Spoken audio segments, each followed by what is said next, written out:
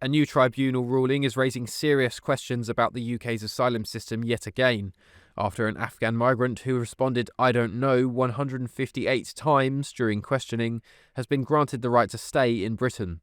Upon arrival, the man, whose identity remains anonymous, claimed he was born in 2007, making him a minor when he arrived in the UK. But when Home Office officials carried out a routine age assessment interview, he repeatedly failed to provide basic information, not just about his age, but about his personal background. Over the course of the interview, he said "I don't know" 158 times, and "I can't remember" nearly 50 times. Despite this, and despite the Home Office assessing his likely date of birth as the 31st of January 2005, the man was initially placed in children's accommodation. However, in January 2023, he was transferred to an adult hotel. The National Age Assessment Board concluded in May 2024 that he was born in 2005, making him 19 years old at that point. Assessors believe that his repeated inability to recall information suggested he was deliberately concealing details, rather than genuinely struggling with his memory. Officials raised further doubts about his account because he had initially provided January 5, 2005, at the Kent intake unit after arriving, with all subsequent changes to his story reducing his stated age. The tribunal judgment noted that assessors found he was not able to give a credible reason for why the information he originally supplied in Kent was incorrect.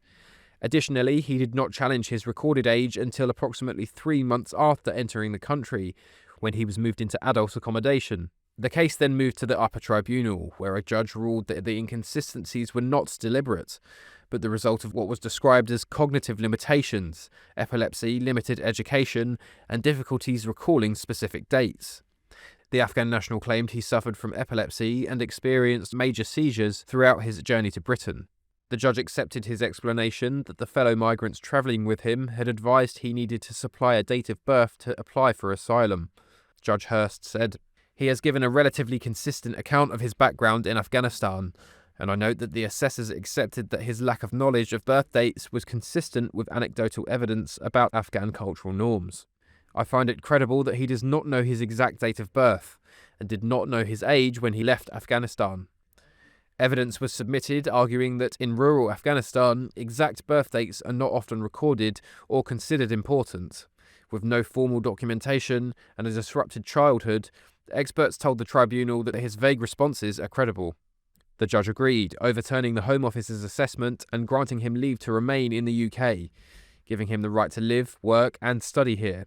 The decision has ignited frustration among critics who argue that the asylum system is open to exploitation. The ruling is being held up as another example of what opponents described as systemic loopholes, making age assessments and asylum decisions increasingly difficult to enforce.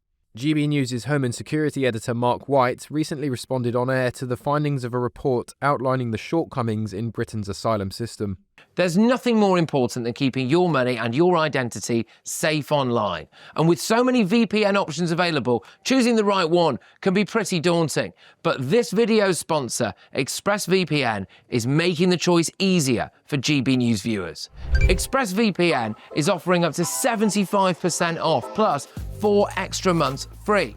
That's top-level security from just £2.49 a month, and you're covered by their 30-day money-back guarantee. So just click the link in this video's description or scan the QR code now.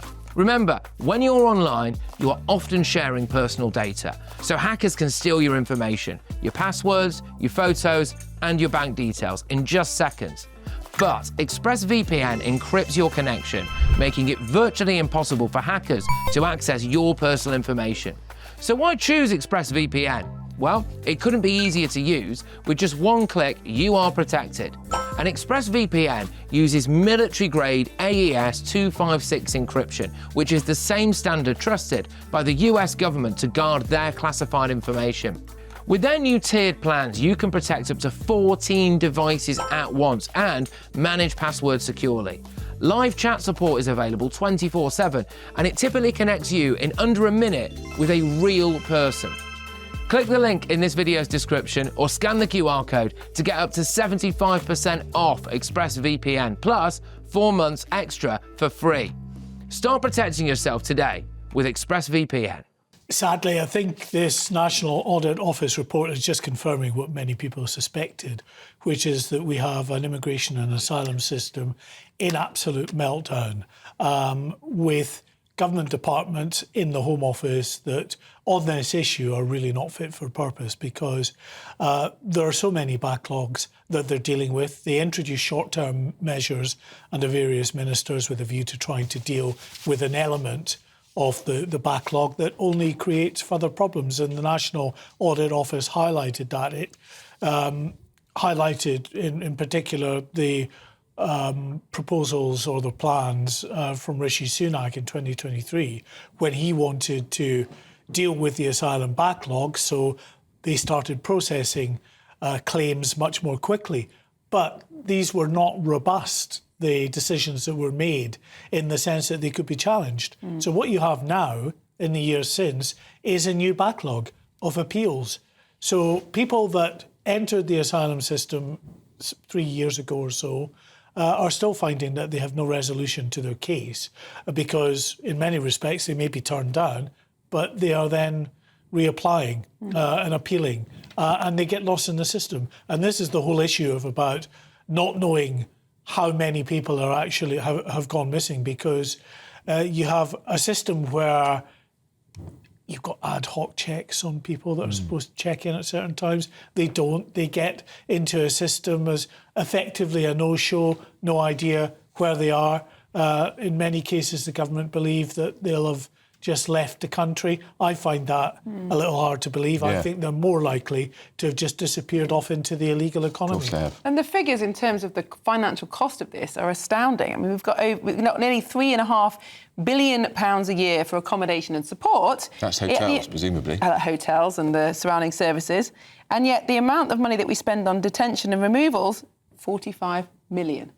Should be the other way around, surely. Well, absolutely, it should. And we are at a stage where whatever the will of the government of the day is, you've got a system, a legal system, that seems to conspire against that particular will. That's why, of course, you've got Sir Keir Starmer today talking about the reforms that need to take place to the European Convention on Human Rights and the European Council that oversees. Like the Labour government going to do that. Like Labour will do that with all its blimmin' human rights lawyer mates. And what is it at the end of the day? It's tinkering that, will still be overcome by these human rights lawyers and the activists who are very good at being able to find a way forward with this. This is why I think, belatedly, the Conservatives have come to the conclusion that they need to remove themselves from the ECHR altogether, draw up a UK human rights bill and deal with it that way, prioritising the, the requirements of the government of the day to get a grip of the migration crisis. Emma, is the fact that parts of the Home Office are not fit for purpose in this area, is it willful on the part of civil servants? Are they deliberately delaying or blocking because they don't want to deport these people, or is it just pure incompetence?